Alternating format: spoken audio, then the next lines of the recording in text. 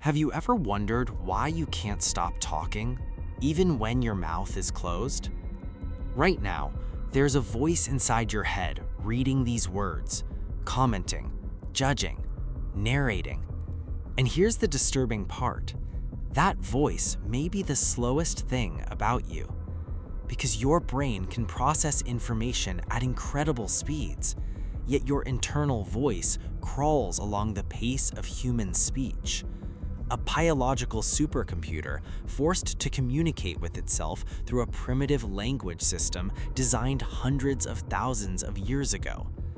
And if that sounds strange, wait until you discover that millions of people don't have this voice at all. Total silence, no narrator, no running commentary, nothing.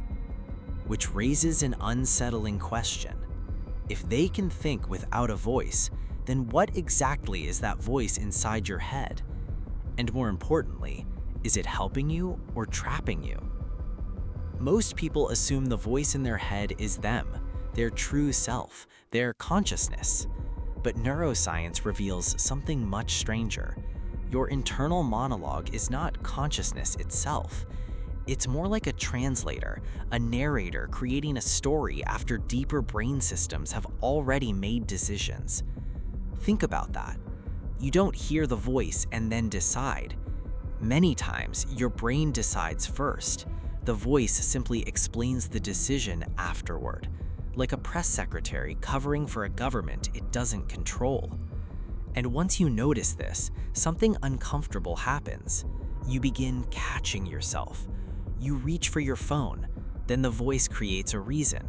You buy something, then the voice creates a reason. You feel attraction, fear, jealousy. The voice arrives with explanations, but explanations are not causes. And suddenly, the narrator doesn't seem as trustworthy as it once did. Here's where things become even stranger. Your brain processes information at speeds far beyond language. Visual recognition happens in fractions of a second.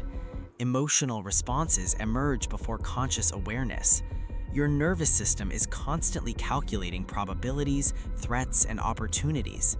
Yet the internal monologue can only move one word at a time. Imagine forcing the internet through a drinking straw. That's what language does to thought. Your brain compresses oceans of information into tiny streams of verbal narration, which means your experience of reality may be an extreme simplification of what's actually happening inside your mind. And now comes the realization that breaks everything. The voice feels like freedom, but it may actually be a limitation, because language creates boundaries. The moment you put an experience into words, part of the experience disappears. You don't experience reality directly. You experience a description of reality, a translation, a summary, a story, and stories leave things out. But then there's the other group, the people living without an internal monologue.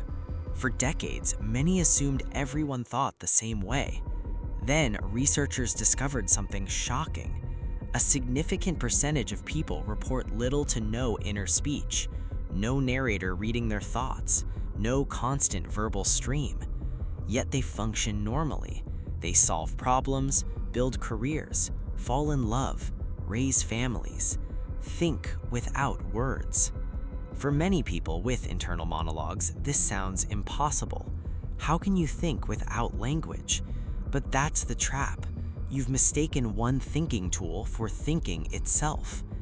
These individuals often describe thinking through images, concepts, feelings, spatial awareness, instant understanding, no subtitles required. And suddenly the question changes. Maybe silence isn't the absence of thought.